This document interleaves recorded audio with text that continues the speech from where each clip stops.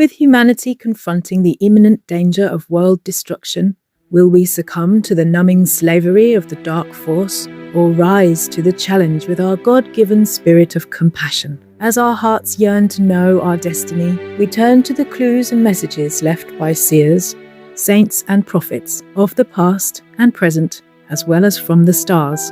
While their prophecies contain different cultural references and historical contexts, they share a common theme: that when the final battle of light and darkness takes place in the end times, a powerful Savior or Messiah or Holy King will return to guide us out of calamity.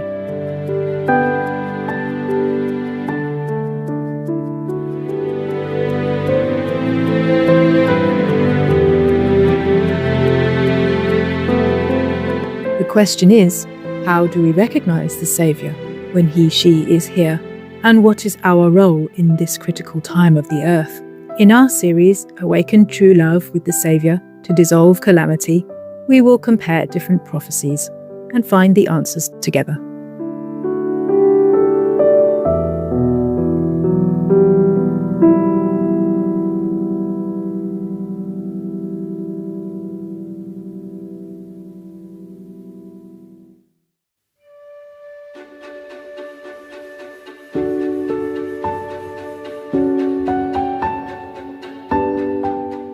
Professor Stephen Hawking's inspiring life and charismatic personality won countless hearts. A figure in popular culture, he provided the commentary for the documentary TV series Stephen Hawking's Universe and delivered memorable cameos in the US animated sitcom The Simpsons, the CBS comedy The Big Bang Theory, and the season 6 finale of Star Trek The Next Generation. These appearances humanized the role of scientists in the public eye, making physics accessible and appealing to millions. His extraordinary life and relationship with his first wife, Jane, were famously portrayed in the Academy Award-winning film The Theory of Everything.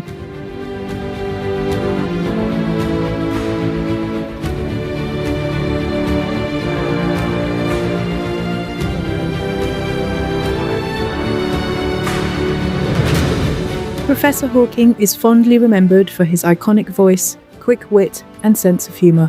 He said, "Life would be tragic if it weren't funny."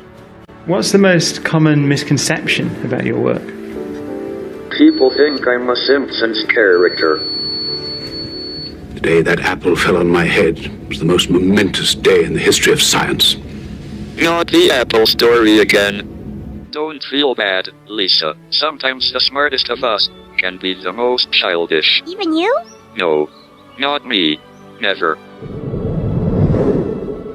Professor Hawking, it's an honor and a privilege to meet you, sir. I know. Hi, Siri, could you call Stephen Hawking? Calling Stephen Hawking.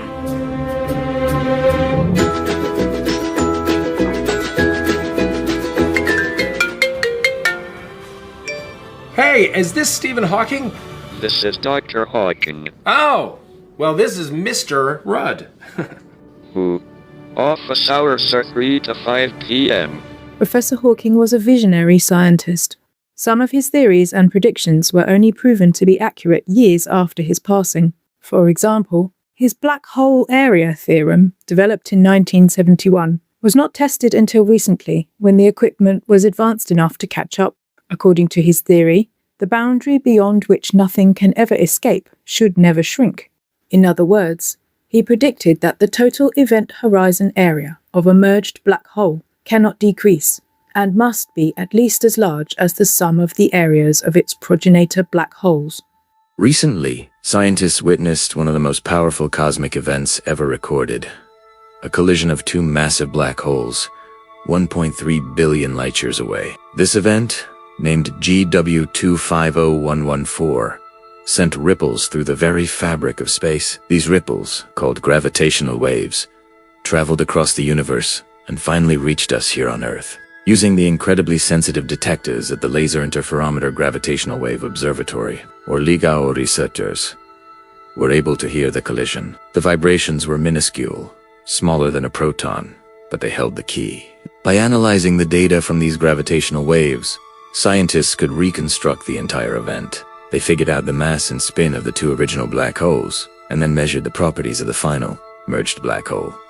The result was astonishing. The new black hole's surface area was indeed larger than the sum of the two that created it, confirming Hawking's area theorem with a staggering 99.999% certainty.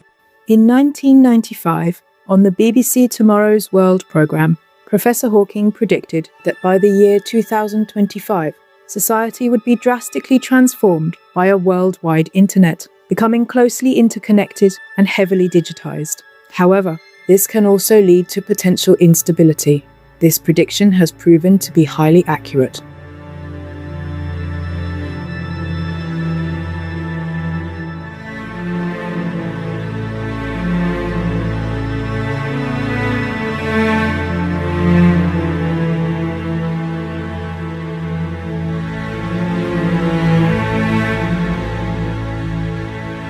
He also foresaw that the space race would be led by private enterprises outside of governments, and this prophecy has also turned out to be true through the work of private companies such as SpaceX and Blue Origin.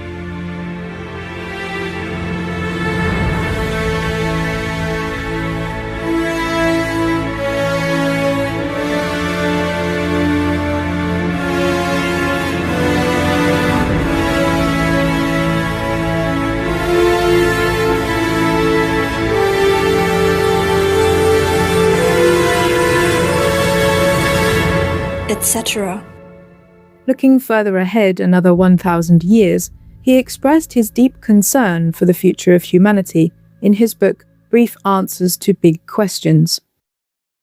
One way or another, I regard it as almost inevitable that either a nuclear confrontation or environmental catastrophe will cripple the Earth at some point in the next 1,000 years, which, as geological time goes, is the mere blink of an eye. By then, I hope and believe that our ingenious race will have found a way to slip and surely bonds of Earth, and will therefore survive the disaster. The same, of course, may not be possible for the millions of other species that inhabit the Earth, and that will be on our conscience as a race. I think we are acting with reckless indifference to our future on planet Earth. At the moment, we have nowhere else to go, but in the long run, the human race shouldn't have all its eggs in one basket, or on one planet. I just hope we can avoid dropping the basket before we learn how to escape from Earth. On December 12, 2017, at Churchill College, University of Cambridge, Professor Stephen Hawking delivered what's now considered his last public speech. There are many ambitious experiments planned for the future. We will map the positions of billions of galaxies, and we will better understand our place in the universe. But we must also continue to go into space for the future of humanity. I don't think we will survive another 1,000 years without escaping beyond our fragile planet. It has been a glorious time to be alive, doing research in theoretical physics. The fact that we humans, who are ourselves mere collections of fundamental particles of nature, have been able to come this close to an understanding of the laws governing us and our universe is a great triumph, and I'm happy if I have made a small contribution. I want to share my excitement and enthusiasm about this quest. So remember to look up at the stars and not down at your feet. Try to make sense of what you see and wonder about what makes the universe exist. Be curious. And however difficult life may seem, there is always something you can do and succeed at. It matters that you don't just give up. While there's life, there is hope. Just 3 months after his final speech, Professor Hawking passed away peacefully at his home at the age of 76, coincidentally on Albert Einstein's birthday.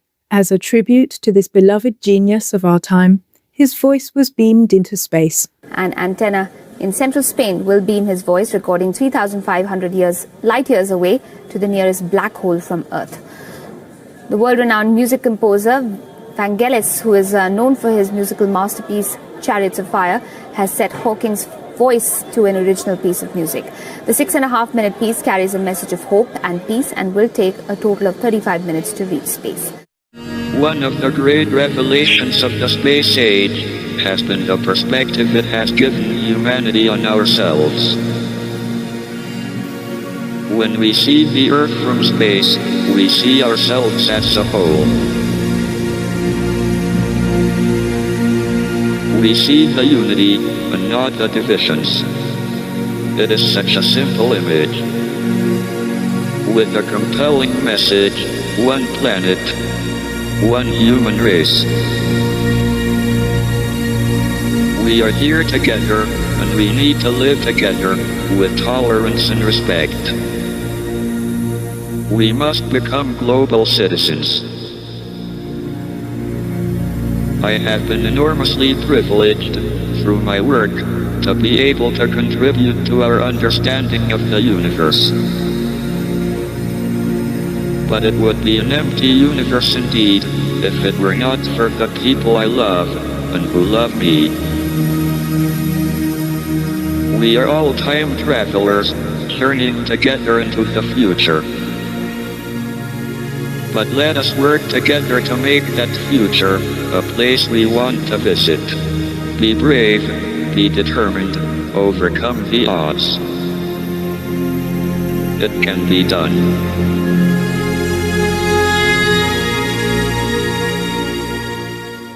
Professor Hawking's message of unity and peace is echoed by the astronauts who took part in the Artemis II mission. This amazing crew completed their 10-day journey around the moon and back in April 2026.